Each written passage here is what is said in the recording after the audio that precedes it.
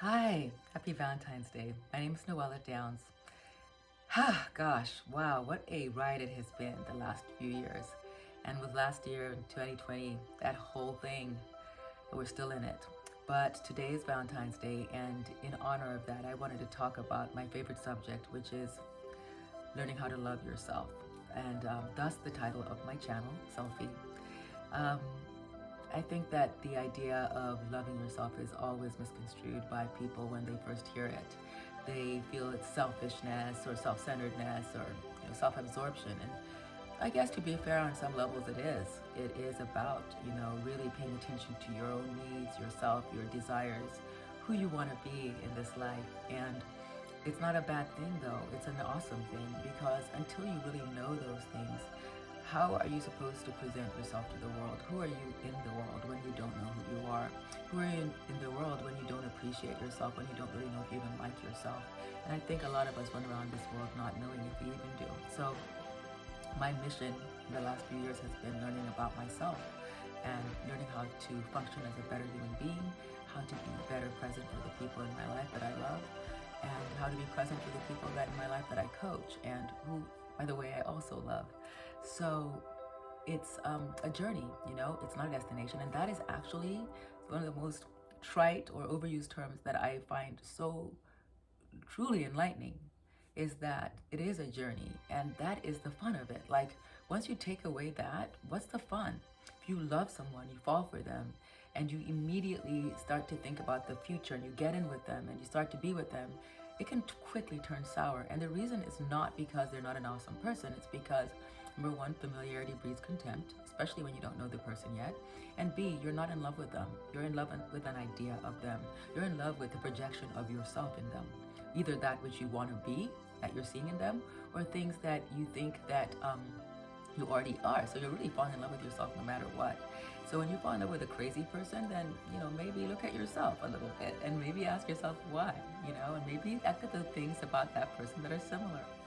So I digress. My big thing is talking about love. And today, because it's the day of love, I want to address how loving yourself can actually help you be with the right person. Today, I'm not really going to get into it too much. I do want you to know that this channel is really about learning how to appreciate oneself so that we can really show up in the world. And beyond that, what I've learned in my coaching most recently is that I'm really pretty adept at showing people how to manifest what they want using self-love. And I do it in a different way than most people do. I do believe that law of attraction works, and on some levels I am using some of the principles of that.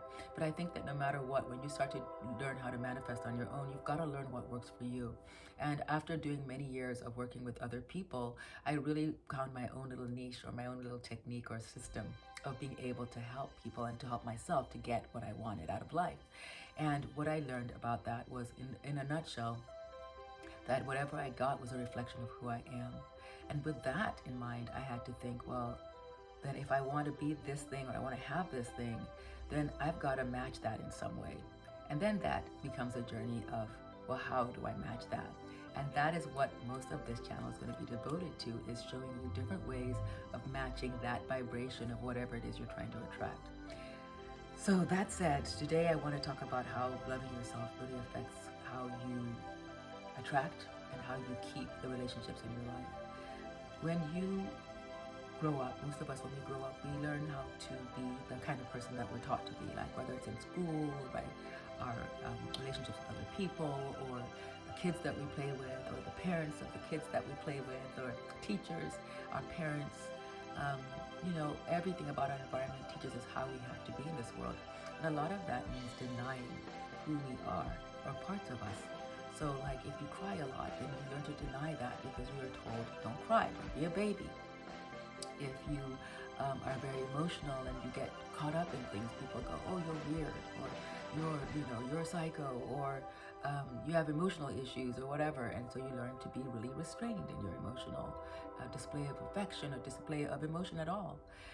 When you try to do art and you don't do well, people make fun of you, or the teacher says, no, Ricky, not that way. This is how you're supposed to do it.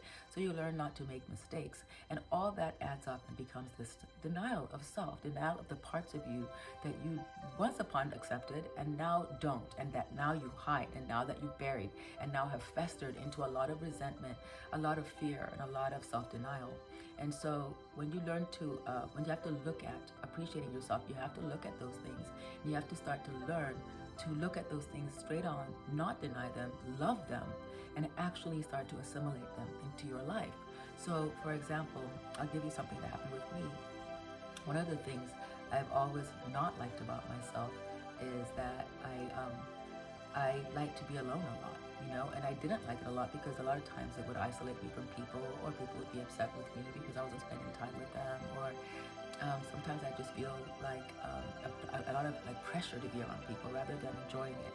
And so once I stopped judging that and thinking it was a bad thing, once I actually looked at that and went, you know what, I do enjoy being by myself and I do appreciate that time, I started looking at it as a great thing, because when I would talk to people, a lot of people felt very afraid of hanging out by themselves or very depressed by it. And I realized it was a gift. And so once I started realizing it was a gift and I accepted that, I assimilated that into my life and I began to carve out time for myself so that I would never feel that lack of time for myself.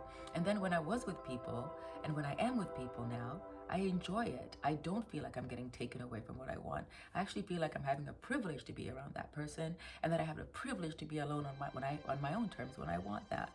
So that's a great example of just like how you can take those things that you're taught not to love and turn it around to work for you. So today's Valentine's Day, and I am looking at what I used to believe about Valentine's Day, which was that it was really corny and very fabricated and very much commodified, and it is, but it doesn't have to be. And so what I'm looking at today is learning to love it and love Valentine's Day, because it's love Valentine's Day, let's face it, it's about love. How can you not be happy about that? So instead of running from it or denying it or being mad about it, I have made a whole schedule of things I'm doing today that have been so much fun. I've had breakfast with a friend. I went on a walk with another friend and had a great chat. I got to say hello to someone that I wanted to say hello to and have a little bit of an interaction there. And now I'm going to go have yoga and go do yoga in Santa Monica with a friend of mine, a very dear friend who I haven't seen in years. And it's going to be amazing. And that is not the end of my night. I'm just stacking it up. And whatever happens and whatever transpires, I'm going to roll with it. I'm just going to embrace it. I'm just going to love it, because Valentine's Day rocks. Because we get to express how we feel about love and ourselves. And I get to love myself by paying attention to what I want to do today, by spending time with people I love today, and being able to say I love you to everybody I want to say I love you to. So that is my take on Valentine's Day, and that is my take on loving yourself. Number one, just really remember that you are worth it, that you get to love yourself, that it's nothing wrong with that. Don't look at it as a bad thing or a selfish thing. Start to look at it as a necessary thing. Number two, learn that loving yourself actually means being able to assimilate a better part of all the different parts of yourself, integrating them, and being able to use those to further you in life, to be present for other people in life, to have compassion for other people in life. Because once you start to love yourself and accept yourself, you start to become a lot more accepting and loving of other people. And then thirdly, because it's Valentine's Day, I'm looking at it as a day of love rather than a day of commodifying. I'm looking at it as a day that I just get to say I love you without feeling shy, without feeling stupid or corny. I just get to say it and be silly, and I get to express it in any way I want. And so I hope that you're doing the same thing today. I hope you are loving yourself. I hope you are giving yourself that appreciation that you truly deserve. I hope I see you again here on my channel, Selfie. If you enjoyed this, please tap the like button at the bottom. And if you think that there's anything else you'd like to get from me in the near future, then subscribe. I'd love to have you with me on this journey. I hope I see you again soon. I love you. Happy Valentine's Day, everybody. Mwah!